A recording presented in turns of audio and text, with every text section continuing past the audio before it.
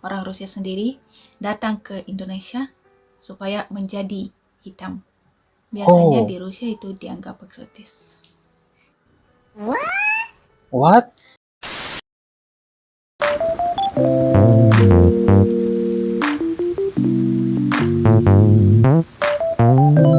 Halo guys, assalamualaikum warahmatullahi wabarakatuh dan salam sejahtera. Welcome back to my YouTube channel guys.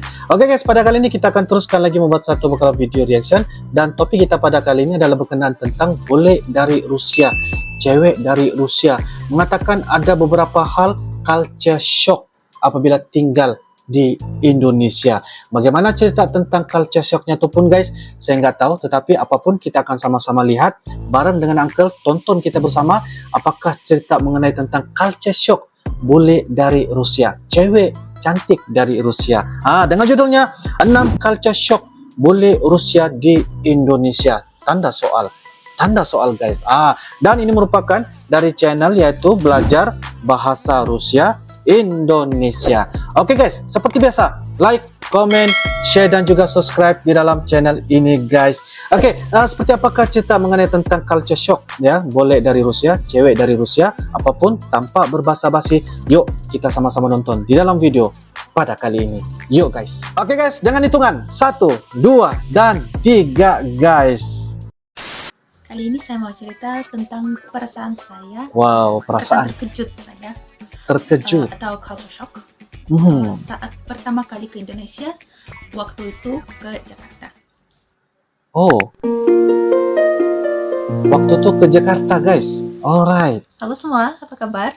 Nama saya Kabar Yulia, baik. saya orang Rusia. Oh, Yulia. Saya sekarang tinggal di Moskow. Sejak 6 tahun lalu sampai sekarang saya masih belajar bahasa Indonesia. Dan 6 tahun. Saya mau mempraktekkan bahasa saya. Ya, jangan marah-marah ya kalau salah terus. Nggak apa-apa. Jangan lupa klik subscribe. Jangan lupa klik subscribe. Jangan lupa subscribe ya. Oke. Dan klik tombol lonceng supaya selalu dapat video baru kita. Oke, alright. Kita langsung mulai ya. Yang pertama adalah warung. Warung. Warung adalah toko kecil yang menjual sembako. Sebenarnya bisa dapat semua yang kamu ingin ya di rumah. Pas saya melihat warung pertama kali, saya agak bingung, takut, dan ragu apakah saya memang mau masuk ke situ atau tidak, karena di dalamnya gelap, ya agak kotor karena di pinggir jalan. Dan semua orang melihat orang bule yang dekatin warung mereka. Biasanya bisa beli semua di warung itu dengan harga yang pas atau malah lebih murah daripada swalayan yang biasa. Ada juga istilah warteg. Warteg itu restoran atau kafe kecil ya yang menjual makanan. Kadang-kadang bisa dapat makanan yang memang enak. Cuman pertama kali datang ke Indonesia dan melihat warteg kecil, kotor juga, dengan banyak kucing di dalamnya, dengan orang yang tidak jelas. Saya sudah diam soal perokok di dalam yang duduk-duduk nongkrong minum kopi. Ya dan kotoran-kotoran kecoak. Ya, itu dan alat masak yang tidak bersih, dan piring-piring yang dicuci pakai air dari bak besar, gitu, iya. Itu membuat saya agak takut dan shock. Apakah orang Indonesia bisa memang makan di situ? Ya ternyata bisa. Dan kalian boleh turunkan di ruangan kolom komentar ya guys ya. Sangat penasaran juga mengenai tentang topik yang pertama, yaitu warung, toko kecil di pinggir jalan. Oke, kita lanjut guys. Yang kedua adalah soal baju lengan panjang. Biasanya orang Rusia yang datang ke negara tropis bawa baju terbuka sekali. Itu tidak untuk pamer, ya, itu untuk merasa tidak panas. Tidak merasa Yang saya panas. melihat adalah banyak orang yang pakai baju lengan panjang. Lengan panjang. Mau Baik. di bis, di motor, di jalan, Hah. di pantai pun orang Oke. pakai baju lengan panjang. Kenapa ya? Kenapa ya? Ketika saya tanya, kenapa sih pakai baju lengan panjang? Kenapa Ada sih? yang jawab, supaya tidak hitam. Supaya tidak hitam. Padahal orang Rusia sendiri datang ke Indonesia supaya menjadi hitam. Biasanya di Rusia itu dianggap eksotis. What? Yang ketiga adalah soal trotoar dan kebiasaan saya jalan kaki. Trotoar. Waktu itu Trotoar tuh apa maksud, guys? Kalau pejalan kaki, yalah jalan kaki. tidak dibolehkan jalan kaki sama sekali. Oke. Awalnya saya tidak paham kenapa kok. Saya biasa jalan kaki tiap hari minimal sejam. Pas datang ke Jakarta, saya dilarang jalan kaki sama sekali. Dan yang melarang itu adalah seluruh keluarga suami saya. Jadi pas saya melihat kondisi trotoar di Jakarta saat itu, saya paham kenapa. Mungkin di tengah kota masih bagus, ya. Tapi kalau masuk ke dalam perumahan, kondisinya tidak begitu bagus. Ya, kenapa ya? Karena sempit, karena banyak pedagang, banyak jalan tikus, dan di pinggirnya kali dengan sampah yang berbau, ya. Dan ini satu, meskipun di tengah kota. Bentar ya guys, ini satu penjelasan yang bagi saya sangat jujur ya guys ya, sebab apa yang dia ceritakan ini adalah mengenai tentang apa yang dia lihat depan matanya sendiri guys. Tak ada trotoar agak lebar, udara yang kotor tetap tidak membolehkan saya jalan kaki agak jauh, ya. Harus pakai masker waktu itu atau mengurangi jalan kaki di tengah kota. Padahal mengurangi kalau jalan di kaki Rusia, di tengah kota. Orang biasa jalan kaki. Orang Rusia jalan kaki. Jadi kayak orang Indonesia ya, malas jalan kaki. Kecuali kalau beli apa-apa di Indomaret atau Alfamart. Gitu. Wow. Oke. Yang keempat adalah saya semakin ingin tahu guys, saya semakin ingin tahu apa yang dia mau cerita tentang culture shock tuh, sebab dia menceritakan tentang perkara yang benar, ya, perkara yang membuatkan apa yang dia lihat dan sebagainya. Tapi namun itu cuma sebagai satu orang nampak apa yang dia ceritakan sebagai salah satu kejujuran. Oke guys, kita lanjut. Soal magic hand. Magic hand. Pas pertama kali saya datang ke Indonesia, saya diajari tanda magic hand oleh keluarga suamiku. Itu kayak gini. No.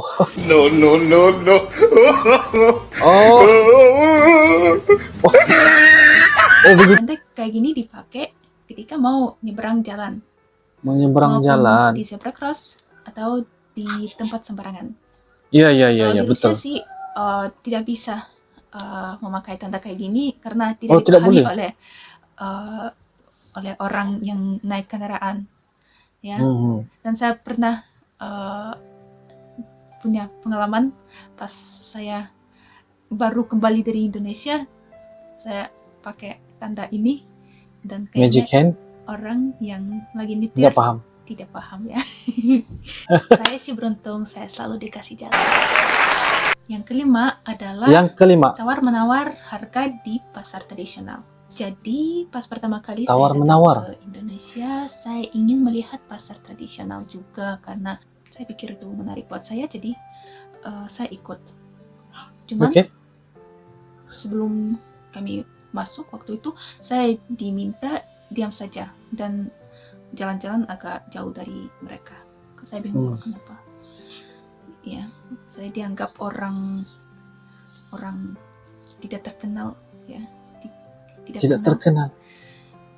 Ya udah, saya ikut aja. Pas saya masuk saya paham kenapa. Karena harganya kadang-kadang ya Mahal. dinaikin 2 atau 3 kali lipat. Oh. Ya. Oh.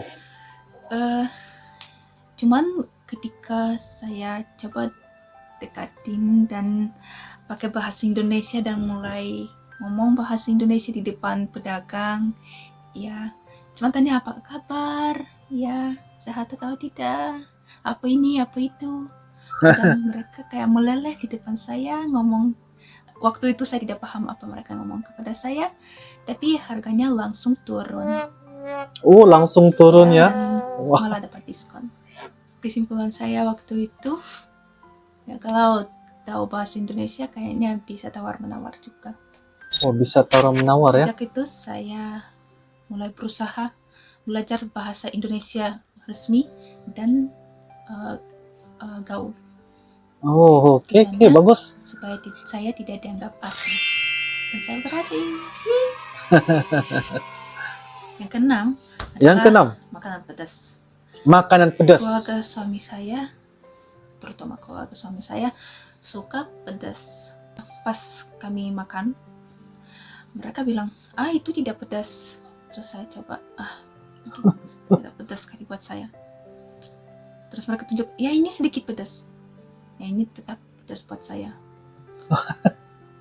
Yang mereka bilang tidak pedas pun tetap pedas buat saya. Jadi awalnya saya makan cuman nasi sama timun karena tidak bisa makan apapun. Tidak bisa makan pedas. Ada macam tuh ya. Sejak itu saya tidak mau percaya orang Indonesia yang bilang itu tidak pedas, karena pasti pedas buat saya. Mesti pedas. Lama saya mulai terbiasa dengan masakan sedikit, ya. Sedikit pedas. Begitu teman-teman. Oke. Itu aja 6 pengalaman saya. 6 culture shock saya saat pertama kali ke Indonesia. Oh, saat pertama kali ke Indonesia. Jakarta. Ya, tapi semua orang beda-beda dan kami akan senang kalau teman-teman berbagi pengalaman teman-teman di komen bawah. Dadah. Wow. Julia, boleh dari Rusia. Oke guys, video sebentar tadi ya dari channel yaitu Belajar Bahasa Rusia Indonesia dengan judulnya 6 Culture Shock bule Rusia di Indonesia pertama kali ke Indonesia, berbagi pengalaman ya. Bule dari Rusia namanya adalah Yulia, dan dikatakan juga ya tadi kita dapat mendengar bahwa bule ini berkawin dengan orang Indonesia. Sebab itulah kalau kita dengar apa yang dia berbicara ataupun berbahasa Indonesia itu kayaknya sangat-sangat seru dan luar biasa, sebab dia lancar dan dapat bertutur cara dengan lebih baik. Jadi itu adalah satu berbagi pengalaman. Bagi saya berbagi pengalaman pertama kali orang Rusia datang ke Indonesia, terutamanya datang ke kota Jakarta lah.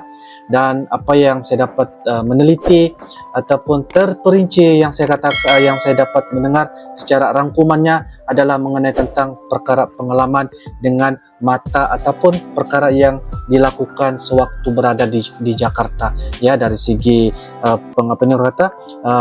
lihatan dari segi warung ya, pinggir jalan, lepas tu tidak boleh berjalan kaki. Kayaknya kalau di Rusia tuh pastinya orang Rusia suka berjalan kaki guys. Tapi kalau di pengalaman dia melihat dia dilarang untuk berjalan kaki, sebab ada satu suasana yang kondisinya tuh agak kurang baik lah bagi saya, apa yang saya dapat dengar, apa yang dikatakan. Jadi kalian bolehlah berbagi pengalaman ataupun bolehlah berbagi info dan sebagainya kepada Uncle. Mungkin boleh cerita serba sedikit ya, dikit-dikit, untuk kita pengen tahu bagaimana lanjutan diceritakan oleh cewek dari Rusia ini. Oke, dan banyak lagi lah beberapa hal yang telah pun dicerita ya. Culture shock pertama kali bagi saya ini satu culture shock pengalaman apa yang dialami oleh orang Rusia. Secara rangkumannya guys, bagi saya menarik dan bagi saya tidak ada perkara-perkara pun yang membuatkan dia rasa sedikit pun mengurangi rasa sayang kepada Indonesia. Tidak guys, tetapi itu hanyalah pengalaman. Kita tahu guys,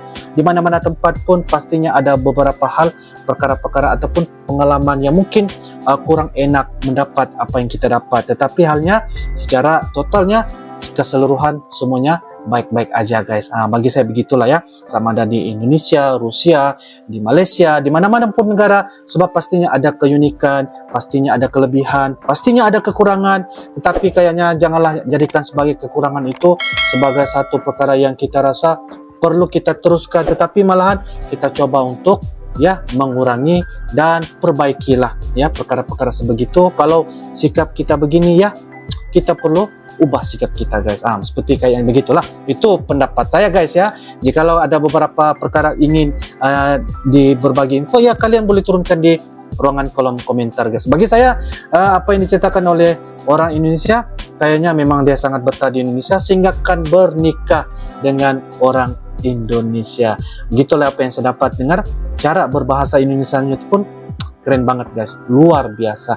Oke guys, jadi itu adalah reaksi, pendapat, komentar spontan ya, secara tidak langsung dari Uncle. Semoga ia bisa memberikan satu manfaat ya kepada kita semua, dan insya Allah ini sebagai satu pelajaran yang baru ya kepada diri saya sendiri. Cewek dari Rusia, bule dari Rusia yang bernama Yulia.